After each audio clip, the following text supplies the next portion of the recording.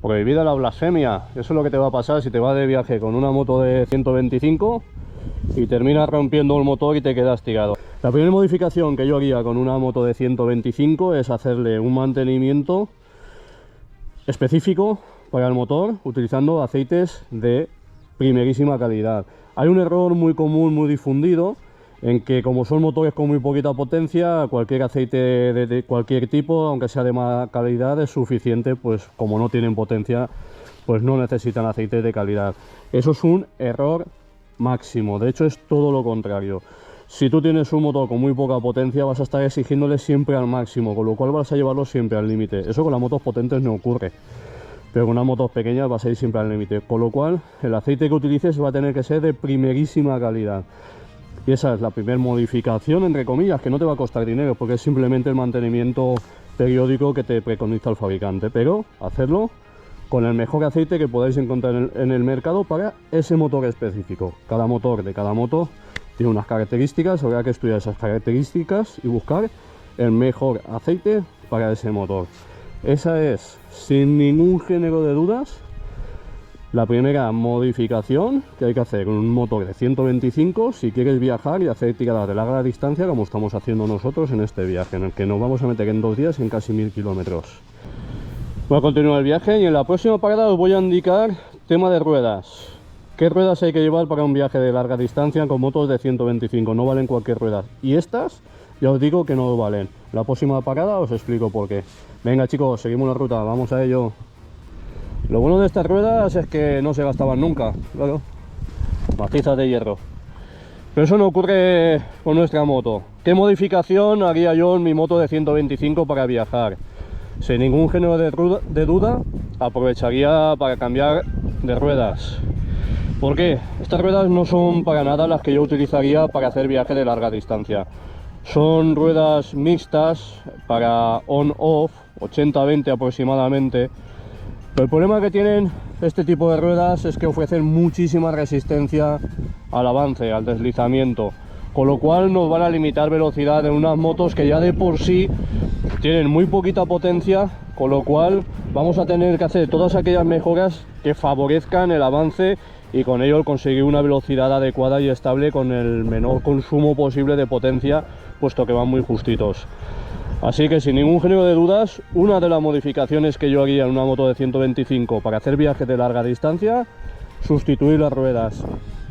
La gente sabe que hay muchos numeritos que indican en las ruedas pues el tamaño de la rueda, el ancho, entre otras características, pero poca gente sabe que existen muchos más valores que definen los tipos de ruedas, y entre ellos hay un coeficiente que indica la resistencia a la rodadura de los neumáticos. Eso normalmente las marcas no lo publicitan, pero existe. Así que podéis preguntar en el fabricante de las marcas que a vosotros os interesen qué neumáticos ofrecen menor resistencia a la rodadura y adaptar ese tipo de neumáticos a vuestra moto de 125 para poder obtener velocidades punta de una manera mucho más fácil, de una manera mucho más sostenida, con el menor consumo de potencia para el motor. Evidentemente eso si lo hacéis en cualquier tipo de moto vais a mejorar el consumo y el avance y la rodadura, pero en moto de 125 eso es vital. Otras modificaciones que yo haría en este tipo de motos, sin ningún género de dudas, tema aerodinámico, pero eso lo hablamos en la próxima parada, chicos. Seguimos avanzando, que el día avanza muy rápido. La aerodinámica es otro de esos factores muy a tener en cuenta en estas motos de baja cilindrada para poder viajar no solo con comodidad, sino cómo esa aerodinámica afecta al avance de la moto. Hay que tener en cuenta el coeficiente aerodinámico.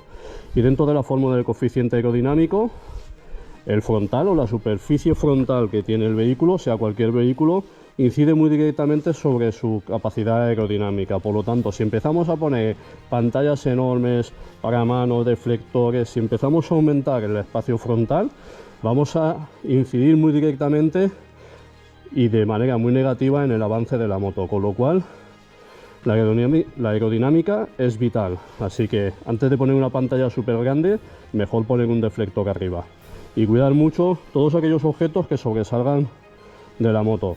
Si empezamos a poner equipajes y sobresalen de la moto, vamos a afectar negativamente ese coeficiente aerodinámico, y con lo cual vamos a afectar a la velocidad de la moto y vamos a forzar mucho más el motor, con lo cual es un aspecto muy a controlar. Por lo tanto, ¿cómo tenemos que colocar el equipaje? Y importante también, ¿qué equipaje llevar para un viaje de larga distancia de varios días como el que he efectuado yo en estos momentos? Pues en la próxima parada os lo cuento, chicos. Seguimos viaje, vamos a ello. Si la aerodinámica es sumamente importante en una moto de baja cilindrada, no lo es menos la capacidad de carga.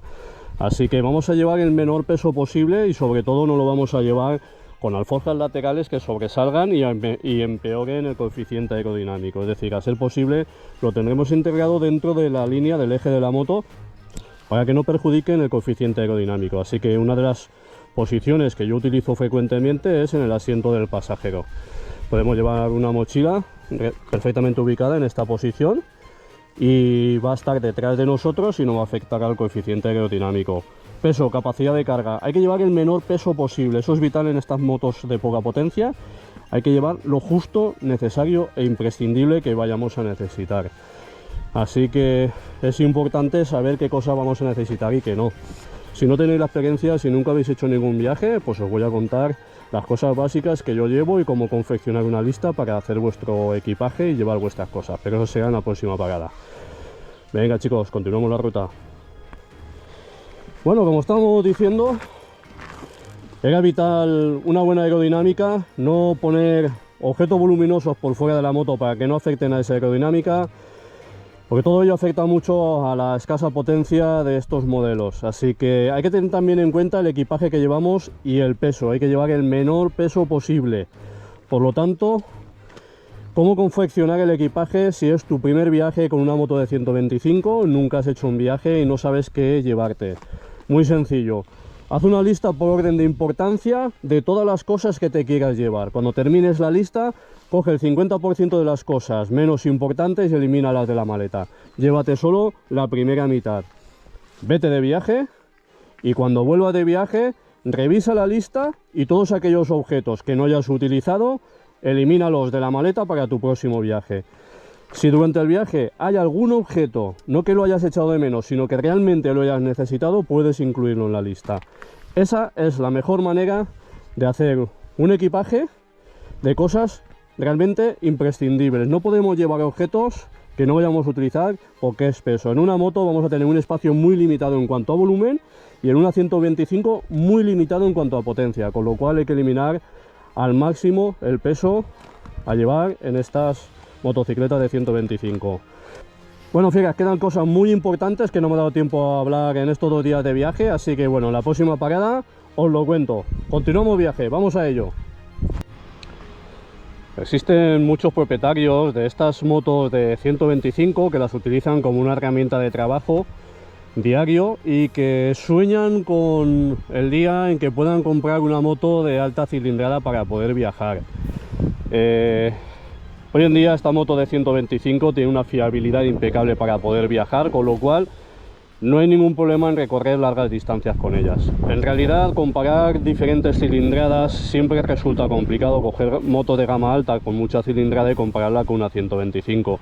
Pero en realidad la única diferencia que hay entre una moto de 125 y una moto de alta cilindrada no está en la distancia que se puede recorrer con ellas, que es lo que opina la mayoría de la gente, y ese realmente es un error. Está en el tiempo que se tiene que invertir para recorrer una larga distancia, y eso yo creo que es el punto fuerte de estas motos. Un viaje no es desplazarse de un punto A a un punto B. Lo importante no está en salir de un sitio y llegar al otro en el menor tiempo posible. Lo importante es lo que ocurre en el trayecto entre el punto A y entre el punto B, a las personas que vamos a conocer, con las que vamos a establecer relación, que nos van a explicar cómo es su mundo, cómo es su zona, cómo es su comarca, cómo trabajan, cómo viven, cómo se socializan. Todos aquellos zonas como estas, que son realmente espectaculares, que muchas veces pasamos de largo porque nuestra moto de 250 kilos y 100 y pico caballos son un poco aparatosas para meternos por zonas tan sumamente rotas como estas, y normalmente pasamos de largo por encima de la carretera y nos perdemos parajes realmente impresionantes como este. Y eso es otra de las ventajas de estas motos de 125 pequeñas. No te da pereza meterte en cualquier sitio y parar 200.000 veces. Luego, en todo lo demás ganan, es que ganan por goleada.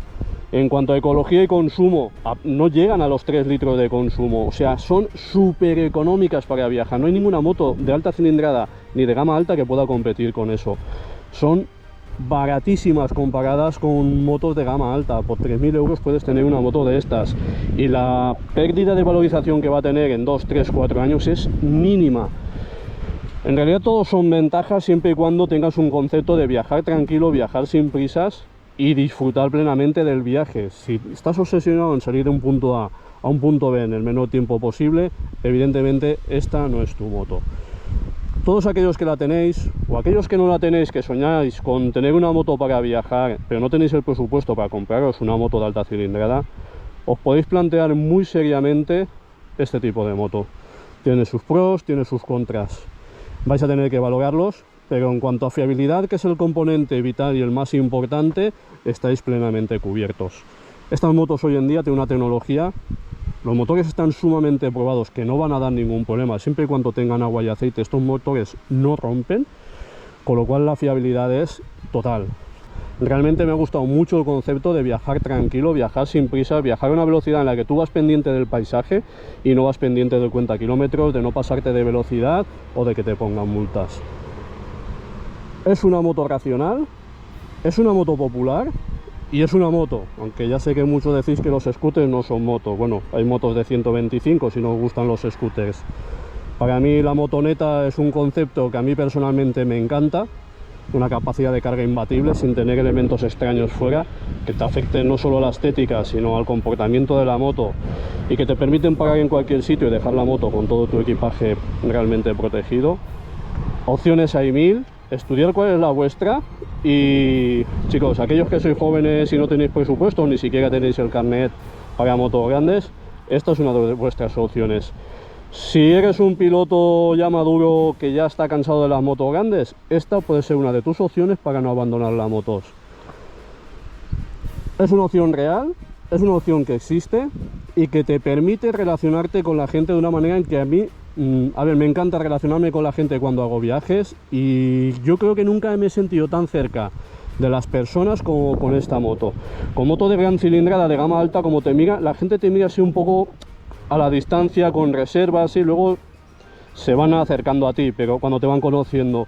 Pero con esta moto de entrada la gente es muy llana, te habla de una manera muy sincera, muy abierta y la verdad, si te gusta socializar, si te gusta interactuar con la gente y saber cómo vive, es una moto ideal para ello. Han quedado muchas cosas pendientes de hablar sobre el tema de viajar con motos de 125, en 2 días no da para más. Pero sí que quiero, por ejemplo, hablar del tema de las seguridades, el equipamiento como piloto. Es necesario llevar equipamiento de seguridad, botas, pantalones, chaquetas, guantes. Con una moto de 125, sí, sin ningún género de dudas. Tú eres el que está expuesto, tienes que ir plenamente protegido. Si se ríen o no se ríen es el problema de los demás, tú tienes que ir protegido en tu moto con todas las protecciones necesarias, sea una 125 o sea una moto de 1000 centímetros cúbicos. Bueno, fieras, hasta aquí estos 2 días de ruta. A mí aún me queda un camino hasta Valencia, un buen trecho hasta Valencia y bueno, creo que no voy a hacer más paradas, así que voy a despedir el vídeo desde aquí, desde este paraje increíble en el que nos encontramos, así que me voy a dar un homenaje de estar aquí tranquilito un rato, disfrutando de este paraje, del río que tenemos aquí abajo y de la tranquilidad de esta zona. Y nada chicos, nos vemos en la carretera. ¡Hasta luego!